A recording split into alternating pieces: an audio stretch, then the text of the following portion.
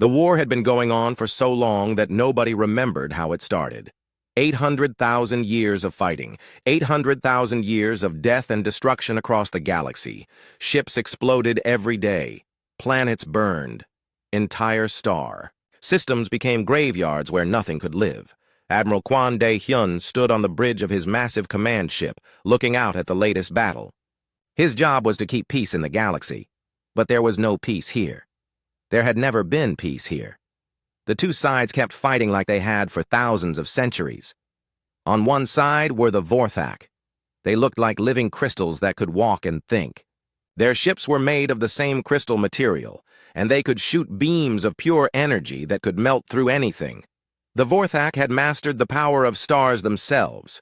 They could take the energy from a sun and turn it into a weapon. On the other side were the Nexari. They were strange creatures that mixed living flesh with metal. Their bodies were part organic and part machine. Their ships were alive too, growing and changing during battle. When a Nexari ship got damaged, it could heal itself and become stronger. They could adapt to any attack within minutes. Both sides were incredibly powerful. Both sides had weapons that could destroy entire planets. Both sides had been fighting for so long that war was all they knew. Commander Park Hye-jin walked up to Admiral Kwon with a datapad in her hands. She was the best military analyst in the Galactic Council, and her job was to study wars and figure out how to end them. But this war was different from any other. "Sir, I have the latest battle reports," she said quietly. Her face looked tired. She had been studying this conflict for 10 years, and it never got easier to watch. "How many ships did we lose today?" Admiral Kwon asked, though he already knew the answer would be bad. "Neither side lost ships today, sir. That's the problem." Park Hye-jin touched her datapad, and numbers appeared in the air between them. The Vorthak sent 50,000 crystal ships. The Nexari sent 60,000 bioships. They fought for 18 hours. When the battle ended, both sides had exactly the same number of ships they started with. Admiral Kwon shook his head. This was happening more and more often. "How is that possible? The Nexari ships heal faster than the Vorthak can damage them, but the Vorthak shields are too strong for the Nexari to break through. Every battle ends the same way. Nobody wins, nobody loses. They just keep fighting." The Admiral looked out, at space where the two fleets were getting ready for another battle. Millions of ships on each side, all preparing to fight the same fight they had fought yesterday and the day before that. "What do the computers say? How long will this war continue?" Park Hye-jin hesitated before answering. "The AI models have run every possible scenario. With current technology and resources, this war could continue for another 1,000,000 years, maybe longer." "1,000,000 years," Admiral Kwon repeated softly. The words felt heavy. "How many people will die in 1,000,000 years of war?" "Trillions, sir. Maybe more than that." The two fleets began moving toward each other again. It was starting to look like every other battle. The Vorthak ships formed perfect geometric patterns, their crystal hulls glowing with stored energy. The Nexari ships moved like a living swarm, constantly changing shape and position. Admiral Kwon had tried to make peace between them many times. The Galactic Council had sent diplomats, offered resources, even threatened to use force. Nothing worked. The Vorthak and Nexari would agree to meet. They would talk for a few hours, and then someone would say something wrong. The talks would break down and the fighting would start again. "Sir," said Communications Officer Kim Min-ho from his station, "we're getting a message from the Vorthak Fleet Commander. Put it through." The air above them filled with a shimmering crystal form. This was how the Vorthak communicated, by creating light patterns that their translation computers could understand. The voice that came through the speakers sounded like wind chimes in a storm. "Council ship, you will withdraw from this battle zone. Today we will finish what the Nexari started. Today their bio-corruption will be cleansed from this sector." Before Admiral Kwon could respond, another voice came through the speakers. This one sounded like a mixture of organic breathing and mechanical humming. It was the Nexari Fleet Commander. "Crystal Singers lie as always. We will adapt beyond their simple energy attacks. We will grow stronger from their weakness. This sector will be purified of their rigid thinking." "Both of you stop," Admiral Kwon said firmly. This is neutral space. The Galactic Council demands you withdraw and return to the peace talks. Both alien voices spoke at the same time. There can be no peace while they exist. The communication ended. The two fleets moved closer together. In a few minutes, millions of ships would start shooting at each other with weapons that could crack moons. When the battle ended hours later, nothing would have changed. Commander Park Hye-jin watched the beginning of another pointless battle. Sir, what if the problem isn't that they don't want peace? What if the problem is that they don't know how to stop fighting? Admiral Kwan looked at her with interest. Explain. Think about it, sir. 800,000 years of war. That's longer than most species have existed. The Vorthak and Nexari have been fighting for so long that war is part of their nature now. Their children are born into war. Their technology is designed for war. Their entire culture is built around war. Maybe they want to stop, but they simply don't know how. Out in space, the first energy beams began to flash between the fleets. Crystal ships fired concentrated starlight, while bioships responded with streams of living plasma. Neither side's weapons could penetrate the other's defenses, but they kept firing anyway. You might be right, Admiral Kwan said slowly. But if that's true, how do we help them? How do you teach someone to stop doing the only thing they've ever known? I don't know, sir. But someone needs to figure it out, or this war will outlast every civilization in the galaxy. The battle continued for hours. Ships from both sides took damage, repaired themselves, and kept fighting. When it was over, both fleets would withdraw to lick their wounds and prepare for the next battle. Tomorrow would bring another fight. Exactly like today's fight. Exactly like yesterday's fight. In the distance, other star systems watched and worried. Younger species like the Altarians and the Benthic Collective knew that eventually the war would reach them too. The Vorthak and Nexari had already consumed thousands of worlds. Their battle zones kept getting bigger.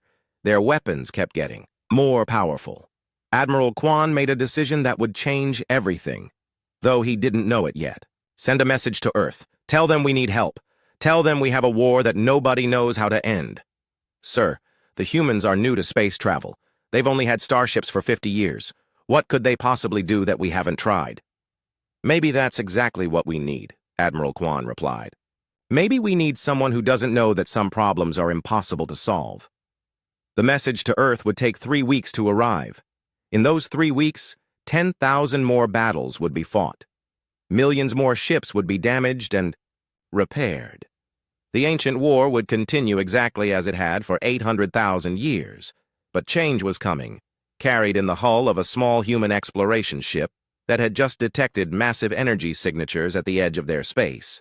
Change was coming in the form of a species that had never seen a war that couldn't be ended, because they had never seen a war that had been going on longer than their entire civilization.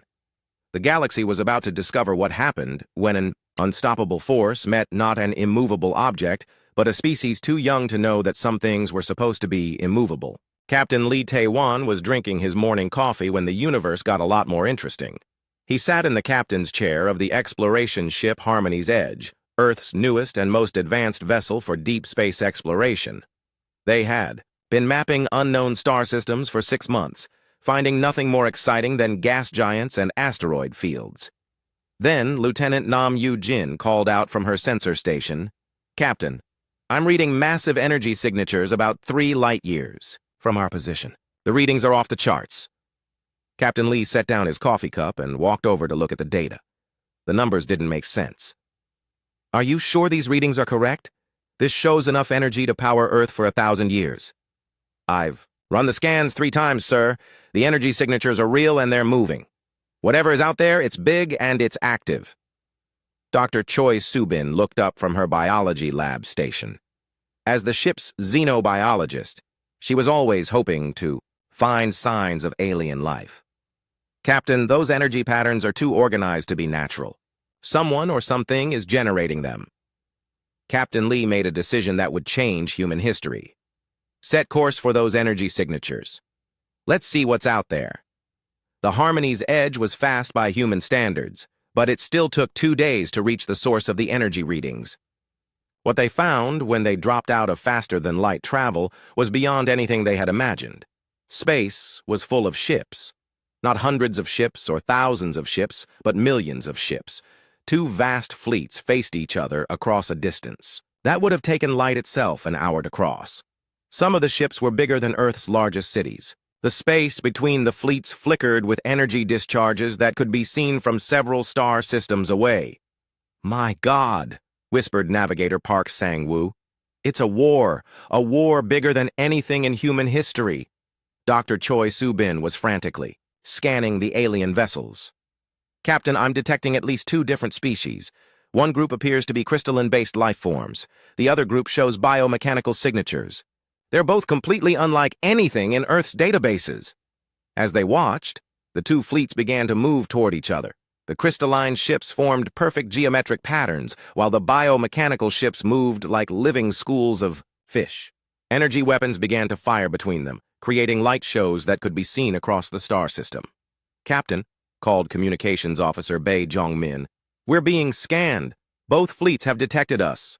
Before Captain Lee could respond, the ship's communication system activated on its own. Two very different voices began speaking at the same time, in languages that the computer had never heard before.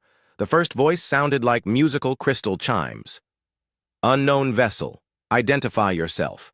You have entered Vorthak military space during active combat operations." The second voice was a mixture of organic sounds and mechanical tones.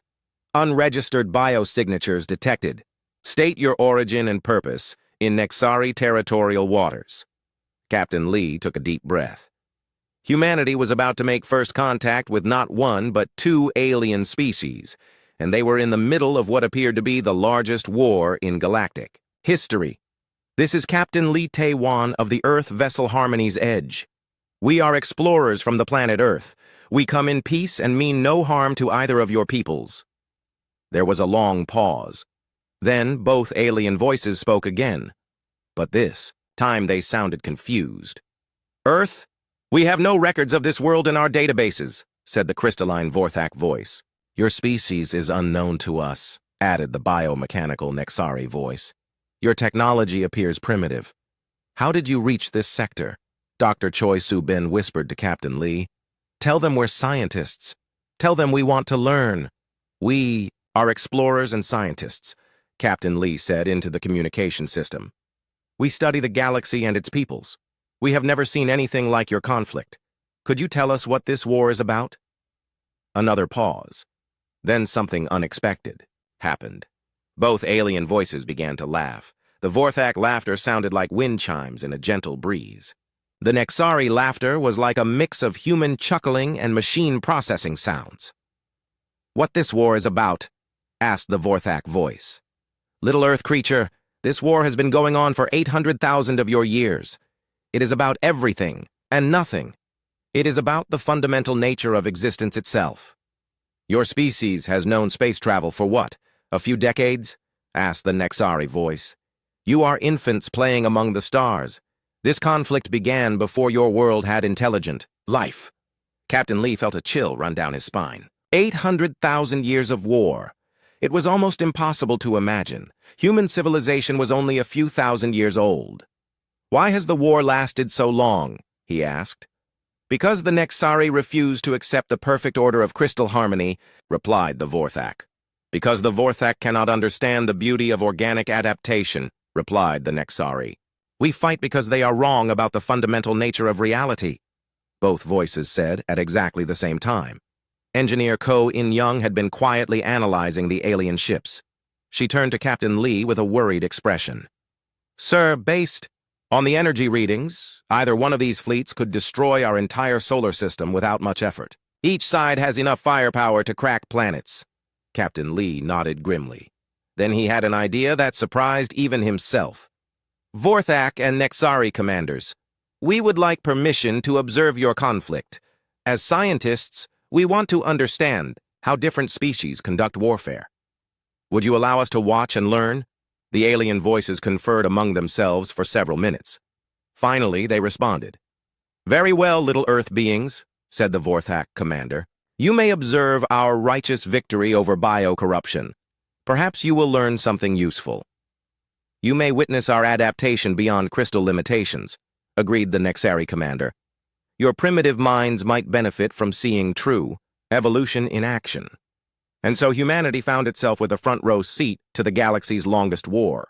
Over the following weeks, Captain Lee's crew watched battle after battle.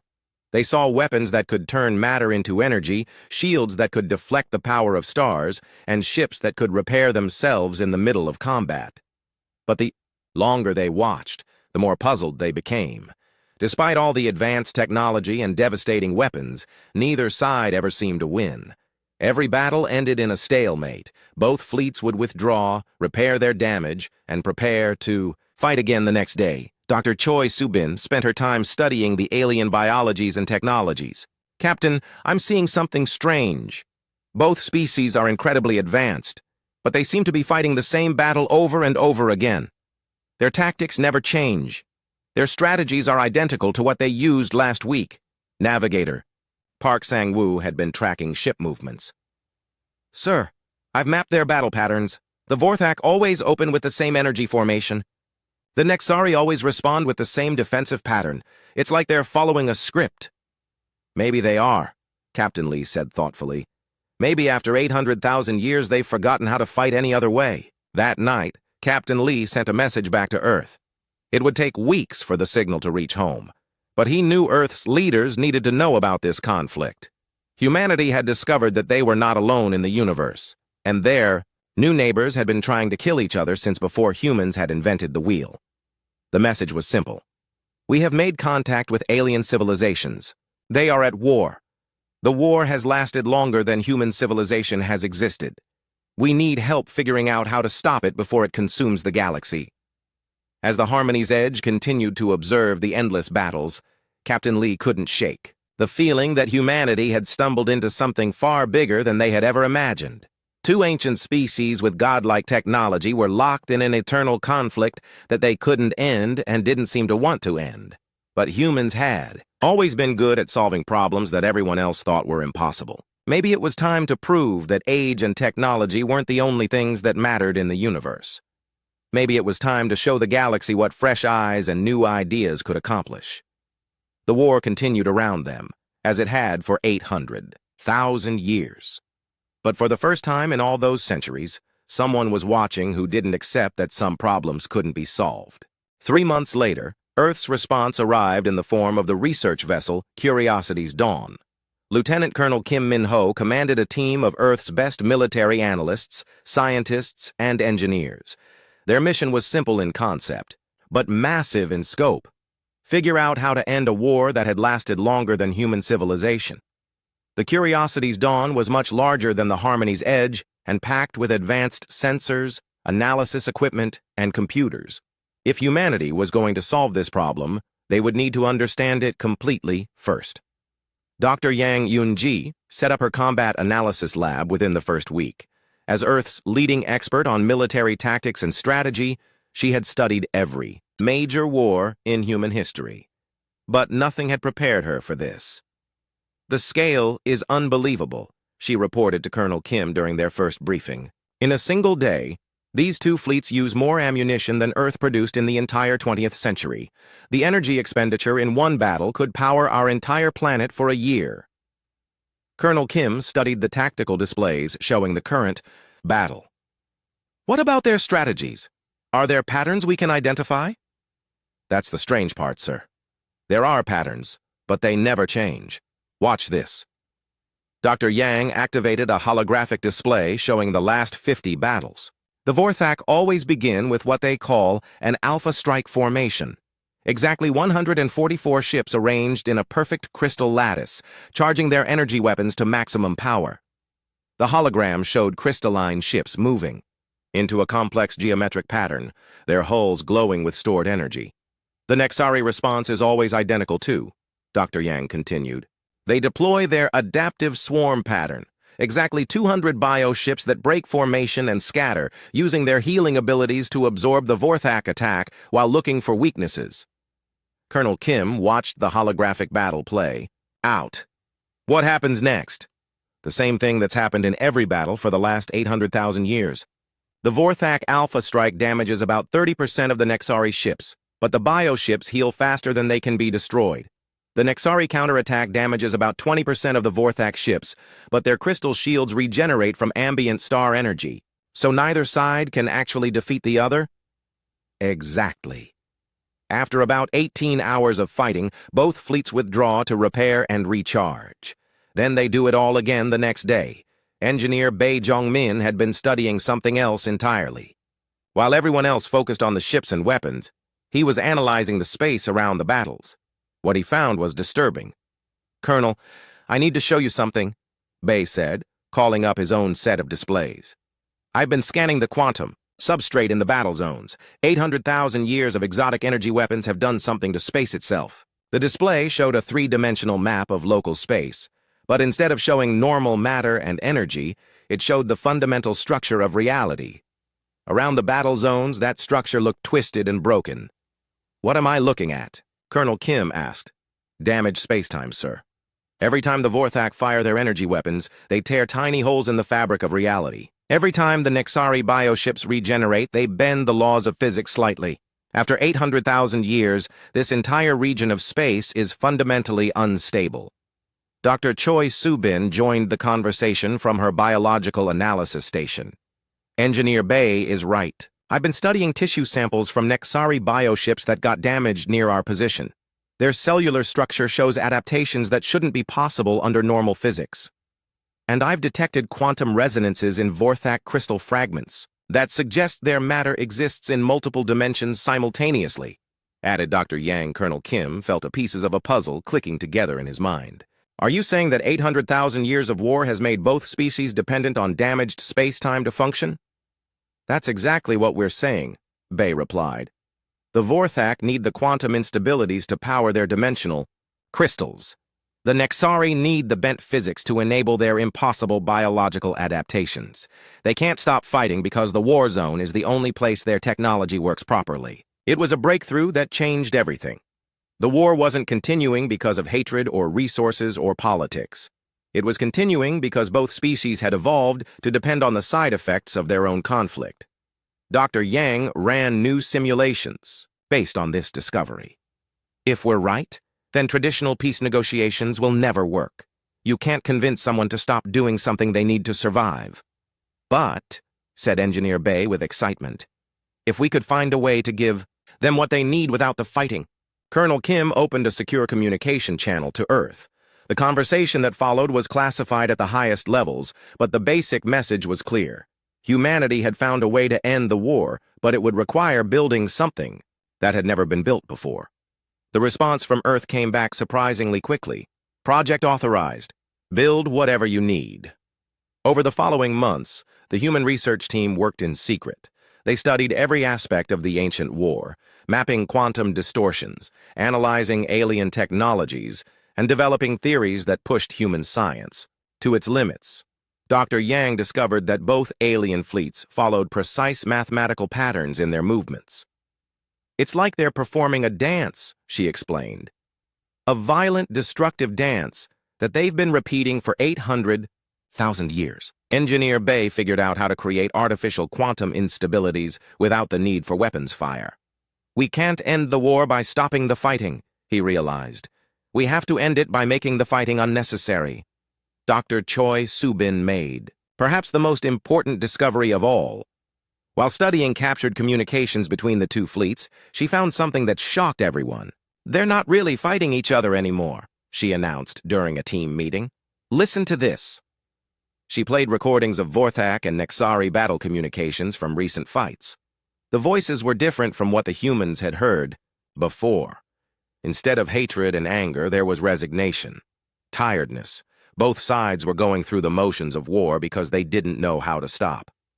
"Colonel," Dr. Choi said quietly, "I think they want to stop fighting. I think they've wanted to stop for thousands of years. They just don't know how." Colonel Kim made the decision that would change galactic history. "Then we'll show them how." The project that followed pushed human engineering to its absolute limits. Using insights gained from studying both alien technologies, human scientists designed something unprecedented. Not a weapon that could destroy the enemy fleets, but a tool that could give both sides what they needed while making the fighting pointless. The ship they designed was small by the standards of the war zone. It would carry a crew of only 50 people. But it would be equipped with technology that neither the Vorthak nor the Nexari had ever imagined. "What should we call it?" asked Dr. Yang as they finalized the design plans. Colonel Kim thought for a moment. "We're not building this ship to win a war. We're building it to end one. Let's call it the Reconciliation." Construction began immediately at a hidden facility in an asteroid field. The work was dangerous and difficult. The technologies they were building had never been tested on this scale. Many of the theories they were using had been developed just weeks earlier. But humanity had advantages that the ancient alien civilizations lacked. They had fresh perspectives on old problems. They had the ability to imagine that things could be different. Most importantly, they had hope. As the Reconciliation took shape, reports continued to come in from the war zone. The fighting continued exactly as it had for 800,000 years. Neither side gained advantage, neither side lost ground. The ancient dance of destruction continued. But that was about to change. Humanity was preparing to show the galaxy that some problems weren't solved by having better weapons or stronger shields. Some problems were solved by asking better questions. The question they were asking was simple. What if the goal wasn't to win the war, but to make the war unnecessary?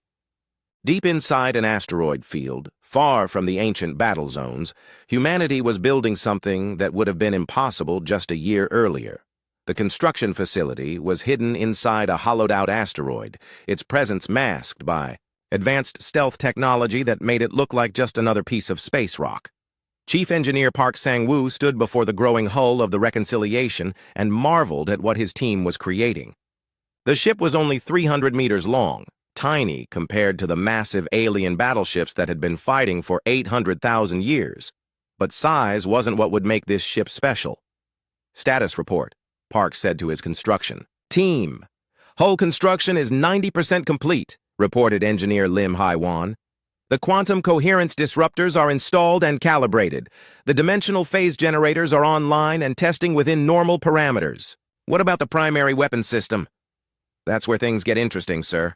Lim pulled up a holographic display showing the ship's internal systems. "We're not really building a weapon at all.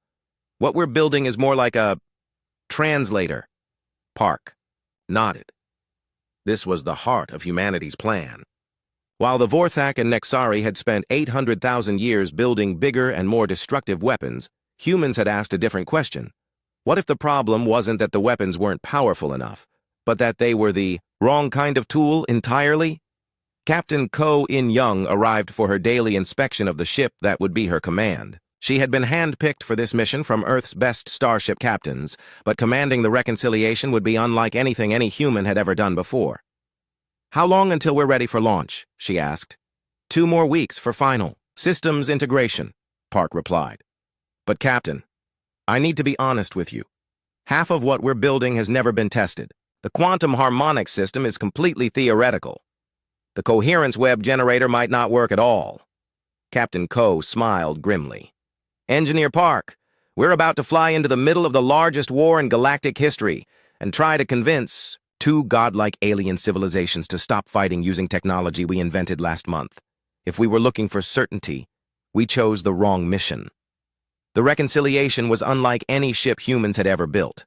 Its hull was made from a composite, material that could exist in multiple dimensions simultaneously, making it partially invisible to conventional sensors. Its engines use principles borrowed from studying Vorthak energy manipulation, allowing it to move faster than anything its size should be able to move. But the real innovation was in the ship's primary systems. Instead of weapons designed to destroy matter, the Reconciliation carried devices designed to reorganize matter at the quantum level. Instead of shields designed to block attacks, it had phase generators that could make attacks pass through it harmlessly. Dr. Lim Hai-wan explained the science to Captain Ko during her systems training. The quantum coherence disruptors don't destroy anything. Instead, they convince matter to temporarily stop being matter and become pure potential energy. That energy can then be reshaped according to quantum harmonics that we broadcast. And this will stop the war. How exactly? Because the Vorthak crystal technology and Nexari biomechanical systems operate on fundamentally similar quantum principles. They've been fighting each other because they can't see the similarities. The coherence field will force those similarities to become visible. Captain Ko studied the technical specifications. The more she learned about her ship, the more impossible the mission seemed. Dr. Lim, are we really going to fly into the middle of a battle between fleets that could destroy solar systems and hope that our untested quantum theory works? Yes. Captain, that's exactly what we're going to do. The crew of the Reconciliation was unlike any crew humanity had ever assembled. 50 people, each an expert in their field, each willing to risk their life on an experimental mission to end a war that had lasted longer than human civilization. Lieutenant Nam Yu-jin would serve as weapons officer, though her job would be to operate systems that had never been fired in combat. Communications officer Kim Min-ho would need to translate concepts that had no words in any known language. Engineer Bae Jong-min would monitor quantum systems that pushed the boundaries of known physics. Are you nervous? Dr. Choi Subin asked Captain Ko as they watched the final construction work. Terrified, Captain Ko replied honestly. We're about to attempt something that every military expert would say is impossible. End a war without firing a shot. Stop fighting without victory or defeat. Maybe that's why it might work, Dr. Choi suggested. The Vorthak and Nexari have tried everything that military experts would recommend. They've had 800,000 years to try conventional solutions. Maybe it's time for an unconventional approach. The final systems tests took place in absolute secrecy. The Reconciliation's quantum coherence disruptors were activated for the first time, creating a field that made nearby matter briefly stop being matter and become something else entirely. For 30 seconds, a small asteroid ceased to exist as solid rock and became a cloud of potential energy that could be shaped by thought alone. It works, whispered Engineer Park, staring at the readings in disbelief. The quantum field is stable. The harmonics are within parameters. We can actually do this. But Dr. Lim raised a concern. The field only lasted 30 seconds before the asteroid's quantum structure reasserted itself. We'll have a very limited window to work with. How limited? Asked Captain Ko. Best case scenario? Maybe an hour before the effect wears off. Worst case? A few minutes. Captain Ko absorbed this information. An hour to end an 800,000-year war. It seemed impossible, but then, again, everything about this mission seemed impossible. The launch of the Reconciliation was witnessed by only a handful of people. Admiral Kwon Dae-hyun of the Galactic Council attended via secure video link from his command ship. Earth's top military officials watched from secure bunkers on the home planet. The construction crew gathered to see their creation begin its first and possibly last mission. Remember, Admiral Kwon said over the communication link, if this doesn't work, if the Reconciliation is destroyed, Earth must never attempt something like this again. The risk to humanity would be too great. Captain Ko nodded from her command chair. Understood, Admiral. But if we succeed... If you succeed, you'll have done something unprecedented in galactic history. You'll have proven that some problems can be solved through understanding rather than force. The Reconciliation activated its stealth systems and began moving toward the war zone. Its advanced engines pushed it faster than any ship its size had ever traveled, but it would still take days to reach the ancient battlefield. During the journey, the crew ran final preparations and simulations. They practiced the quantum harmonics sequences that would convince matter to stop being matter. They rehearsed the communication protocols they would use to address both alien fleets simultaneously. They prepared for a mission that would either end the galaxy's longest war or result in their immediate destruction. Captain, asked Lieutenant Nam Yu-jin during one of their practice sessions, what if we're wrong? What if the Vorthak and Nexari don't want to stop fighting? What if the war is all they have left? Captain Ko considered the question carefully. Then we'll have learned something important about the nature of conflict. But I don't think we're wrong. I've watched the battle recordings. I've heard the tiredness in their voices. They want to stop. They just don't know how. And we do? We think we do. We hope we do. Sometimes that's enough. As the Reconciliation approached the war zone, its sensors detected the familiar energy signatures of another massive battle preparing to begin. Millions of ships from both fleets were moving into their traditional positions. The ancient dance of destruction was about to begin again, but this time would be different. This time, someone was coming who refused to accept that some wars couldn't be ended. This time, humanity was bringing a weapon that didn't destroy enemies, but transformed them into something else entirely. The Reconciliation took position at the edge of the battle zone and waited. In a few hours, the largest battle in galactic history would begin. And then, for the first time in 800,000 years, it would end in a way that no one expected. The battle that would decide the fate of the galaxy began like all the others. 10 million Vorthak crystal ships arranged themselves in perfect geometric formations, their hulls glowing with stored stellar energy. 12 million Nexari bioships swarmed into defensive patterns, their living metal hulls shifting and adapting in preparation for combat. Captain Ko In-young watched from the bridge of the Reconciliation as the two ancient fleets prepared for what both sides believed would be the decisive engagement of their eternal war. Neither side knew that a small human ship waited invisibly at the edge of the battle zone, ready to end 800,000 years of conflict in less than an hour. "Status report," Captain Ko said calmly. "All systems operational," reported Engineer Bei Jong-min. "Quantum coherence disruptors are charged and ready. Phase generators are online. We're invisible to both fleets. Communications ready," added Officer Kim Min-ho. "Translation protocols are active for both Vorthak Crystal Song and Nexari bioelectric languages." Lieutenant Nam Yu-jin checked her weapons systems one final time. "Captain, the quantum harmonics. Projector is ready. Once we fire, there's no going back. We'll either end this war or become part of it."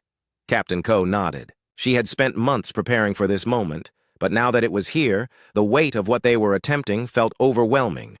800,000 years of war, trillions of deaths, entire civilizations destroyed, and humanity thought they could end it all with an untested weapon based on theories that were only months old. The first shots of the battle erupted across space. Vorthak crystal formations fired concentrated beams of stellar energy that could have melted continents. Nexari bioships responded with streams of living plasma that adapted and evolved as they traveled. The space between the fleets lit up like a new star. "Sir," called sensor operator Park Hae-jin, "energy readings are off the charts. This is the largest engagement we've recorded. Both sides have committed their entire reserves."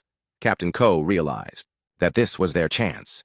Both fleets were completely focused on the battle. Every ship, every weapon, every sensor was pointed at the enemy. No one would notice a small human vessel until it was too late.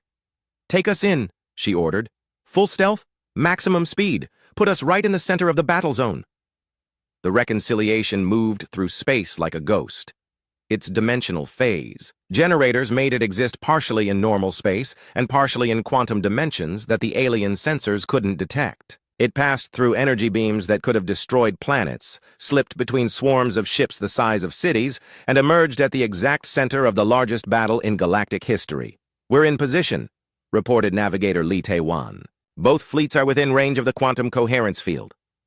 "Open communication channels to both fleets," Captain Ko ordered. "All frequencies, maximum power." The Reconciliation dropped its stealth systems and appeared in the middle of the battle like a materializing ghost. Suddenly, every sensor in both fleets detected the small human ship that had somehow appeared in an impossible location. "Attention Vorthak and Nexari fleets," Captain Ko broadcast on all frequencies. "This is Captain Ko In-young of the Human Colonial Vessel Reconciliation. By authority of the Galactic Mediation Council and the Earth Colonial Administration, this conflict is hereby concluded." The response was immediate and violent. Both fleets forgot about fighting each other and turned their weapons on the audacious human ship that dared to interfere in their ancient war. "Incoming fire from all directions," reported Lieutenant Nam. "Crystal energy beams, bioplasma streams, and weapons I can't even identify. Activate phase generators," Captain Ko ordered calmly. The most devastating attack in galactic history struck the Reconciliation and passed through it harmlessly. The ship's quantum phase generators shifted it slightly out of normal space, allowing the alien weapons to hit empty dimensions while the ship remained untouched. The alien fleet commanders were stunned. Nothing had ever survived a combined attack from both fleets, but the human ship floated calmly in space as if nothing had happened. "Impossible," came the crystal song voice of the Vorthak commander. "No known technology can withstand our combined firepower." "The humans have developed phase shift capabilities beyond our models," replied the bioelectric voice of the Nexari commander. "How have such primitive beings achieved dimensional manipulation?" Captain Ko spoke again, her voice calm and clear. Vorthak and Nexari commanders, we have not come here to fight. We have come to offer you something you have both forgotten. We offer you peace. There can be no peace while they exist, both commanders said simultaneously, their words overlapping in eerie harmony. You are wrong, Captain Ko replied. There can be peace when you remember what you have forgotten. Lieutenant Nam, fire the quantum harmonics projector. Firing quantum harmonics, Nam announced. The reconciliation's primary weapon activated, but it was unlike any weapon ever fired in the war. Instead of destructive energy, it broadcast a complex quantum field that spread outward at the speed of light. As the field touched each ship in both fleets, something unprecedented happened. The quantum coherence field forced the fundamental matter of both alien technologies to resonate at the same frequency. For the first time in 800,000 years, Vorthak crystal matrices and Nexari biometal began to vibrate in harmony rather than opposition. What is happening?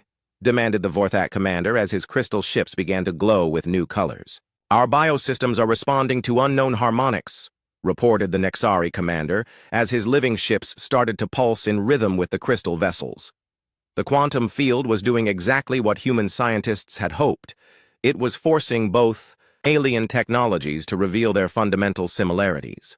The Vorthak crystals and Nexari biometal were both based on quantum manipulation of matter at the molecular level. They had been fighting each other while using essentially the same underlying principles. Look at your ships, Captain Ko broadcast to both fleets.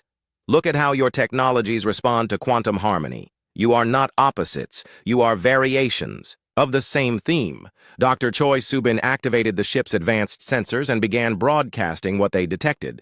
Vorthak commanders, your crystal matrices are resonating with the Nexari biometal at quantum frequencies 7.83 and 14.7 terahertz. Nexari commanders, your organic systems are synchronizing with Vorthak crystal formations using identical quantum field manipulation. The effect spread throughout both fleets as the quantum harmonics field reached every ship. Ancient technologies that had been designed to destroy each other instead began to work together. Vorthak energy weapons started generating frequencies that healed Nexari bioships instead of damaging them. Nexari adaptive systems began to enhance Vorthak crystal efficiency instead of countering it. For 47 minutes and 38 seconds, the quantum harmonics field held both fleets in perfect resonance. During that time, something extraordinary happened. The alien commanders began to communicate directly, without going through their usual threat protocols. For the first time in 800,000 years, they were not focused on destroying each other. Your bioadaptation systems are elegant, the Vorthak commander admitted reluctantly. Your crystal energy matrices show remarkable efficiency, the Nexari commander replied with surprise. Captain Ko knew this was the critical moment. The quantum field would not last forever. They had perhaps 10 more minutes before the alien technologies would revert to their normal configurations. 10 minutes to end 800,000 years of war. Commanders, she said urgently, can you remember why you started fighting? Can you remember what the original disagreement was about? There was a long pause. Then both commanders spoke, their voices uncertain for the first time in recorded history. We cannot remember the beginning, admitted the Vorthak commander. The original cause is lost to time, agreed the Nexari commander. Then why continue fighting for a reason that no longer exists? Captain Ko asked. Another pause. Longer this time. Because we have always fought, the Vorthak commander said slowly. Because we know no other way, added the Nexari commander. Then learn a new way, Captain Ko said simply. Learn to build instead of destroy. Learn to create instead of annihilate. The quantum harmonics have shown you that your technologies are compatible. Imagine what you could accomplish together instead of apart. The quantum field began to fade as the reconciliation's generators reached their limits. But the effect had lasted long enough. Both alien fleets had experienced perfect harmony for nearly 50 minutes. They had felt what it was like to work together instead of fighting. As the field dissipated, the alien ships did not immediately resume combat. Instead, they hung in space, their crews trying to process what they had experienced. The quantum resonance is fading, reported the Vorthak commander. But the memory remains. Our systems remember the harmony frequency, confirmed the Nexari commander. We could recreate this effect voluntarily. Captain Ko smiled for the first time since the mission began. That is exactly what we hoped you would discover. 8. 100,000 years of war had ended not with victory or defeat, but with understanding. Humanity had given the galaxy's oldest enemies something they had forgotten they wanted, a reason T. Admiral Kwon Dae-hyun had seen many impossible things during his long career with the Galactic Council, but nothing had prepared him for what he witnessed when his fleet arrived at the ancient battle zone. For the first time in 800,000 years, Vorthak and Nexari ships were working together. The crystal vessels and bioships had formed mixed formations, their crews cooperating to repair battle damage that had accumulated over centuries of fighting. Vorthak energy beams were being used to power Nexari healing systems, while Nexari biometal was being shaped to enhance Vorthak crystal efficiency. "Sir," called his communications officer, "we're receiving a joint transmission from both fleet commanders. They want to speak with you together." Admiral Kwon had tried for decades to get the two sides to communicate without shooting at each other. Now they were not only talking, but speaking as one voice. The transmission activated, and for the first time in galactic history, the voices of the Vorthak and Nexari commanders came through the same communication channel without threats or hostility.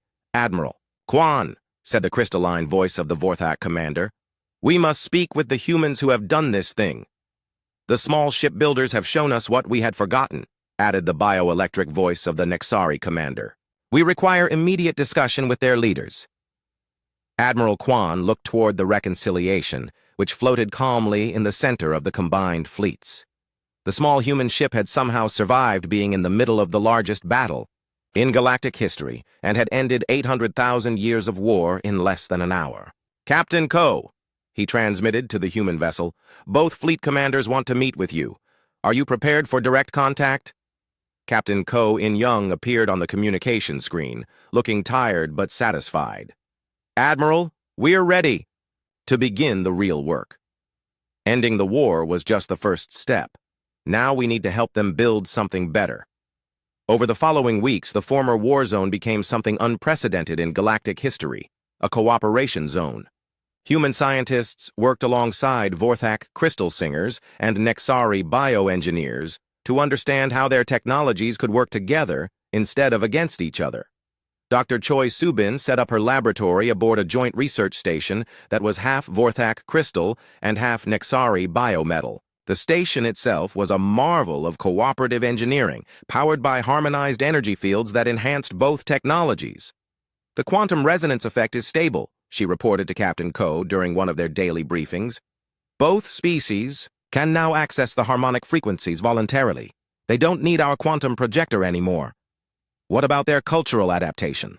Captain Ko asked. "Technology is one thing, but 800,000 years of hatred doesn't disappear overnight." "That's the most remarkable part," Dr. Choi replied with excitement. "Now that they can communicate through quantum harmonics, they're rediscovering their shared history. They weren't always separate species. This revelation had shocked everyone, including the aliens themselves. Deep in their genetic memories, both the Vorthak and Nexari carried traces of a common ancestor species. They had been one people once, before some ancient philosophical disagreement had split them apart. The original conflict was about the nature of existence itself, explained the Vorthak commander during a joint briefing. His crystal form had adapted to generate biocompatible frequencies, allowing direct communication with Nexari colleagues.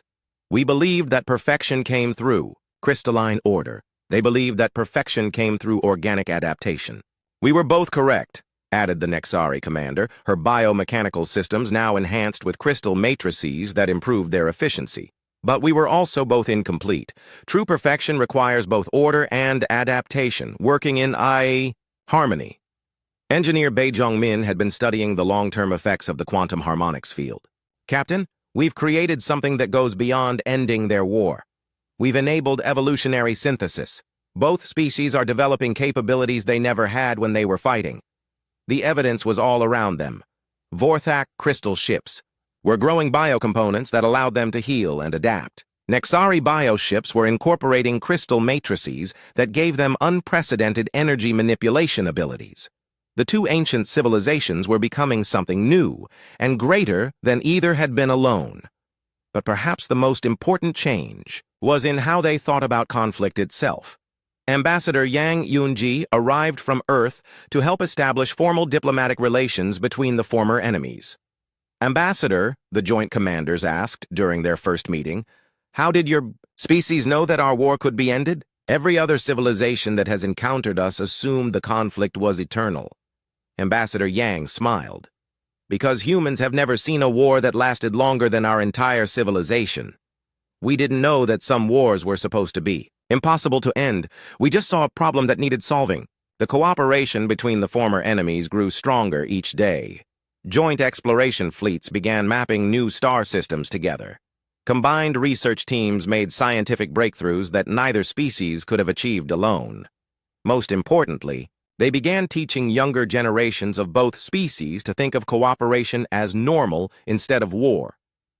Captain Ko stood on the observation deck of the research station, watching Vorthak and Nexari children play together in the zero-gravity recreation areas. They had been born after the war ended, and to them, the idea of their species fighting each other seemed as strange as any ancient myth. "Sir," called Lieutenant Nam Yu-jin, "we're receiving a priority message from Earth. The Colonial Council wants to know if we're ready for the next phase." Captain Ko nodded. The success at ending the Vorthak-Nexari War had attracted attention from across the galaxy. Dozens of other conflicts, some lasting thousands of years, had sent representatives, asking if humanity could help them find peaceful solutions too. "Tell Earth we're ready," Captain Ko replied. "The reconciliation has proven that there's no such thing as an impossible war to end. There are only wars where nobody has asked the right questions yet." 6 months after the quantum harmonics field had ended 800,000 years of fighting, the former war zone had become the galaxy's first truly integrated multi-species society. The research station had grown into a small city where Vorthak crystal singers worked alongside Nexari bioengineers and human scientists to push the boundaries of what was possible. Dr. Choi Subin published her findings in a report that would change galactic politics forever, quantum harmonics and conflict resolution, a new paradigm for ending eternal wars. The report proved that most long-term conflicts were sustained not by genuine differences, but by technological and cultural feedback loops that made fighting seem necessary for survival. The key insight, Dr. Choi explained to a gathering of galactic diplomats, is that many species fight not because they want to, but because they have forgotten how to stop. By using quantum harmonics to break the technological dependencies that sustain conflict, we can give ancient enemies the chance to remember what they were fighting for in the first place. The reconciliation began its second mission 3 months later, heading toward the Andragar cluster, where 3 different species had been locked in a triangular war for 12,000 years. The ship's crew was no longer entirely human. They had been joined by Vorthak crystal singers and Nexari bioengineers who wanted to help bring peace to other conflicts. "Captain," asked Navigator Lee Tae-wan as they prepared to leave, "do you really think we can end every war in the galaxy?" Captain Ko looked back at the research station where former enemies now worked together as friends and colleagues. "I don't know if we can end every war, but I know we can end any war where both sides have forgotten why they're fighting. And it turns out that describes most of the galaxy's conflicts." As the reconciliation jumped to faster-than-light travel, heading toward its next impossible mission, the research station continued its work. The former war zone had become a beacon of hope, proving that even the most ancient hatreds could be transformed into cooperation with the right approach. The galaxy's longest war had ended not with victory or defeat, but with understanding. And, in doing so, it had shown every other conflict in the galaxy that there was always another way, if someone was brave enough to try something that had never been tried before. Humanity had given the galaxy something more precious than advanced. Technology or military might? They had given it the knowledge that no problem was truly unsolvable, no conflict truly eternal, and no enemy truly irredeemable. The age of endless war was ending. The age of intentional peace had begun, and it had all started with one small ship, 50 brave people, and the simple belief that things could always be better than they were.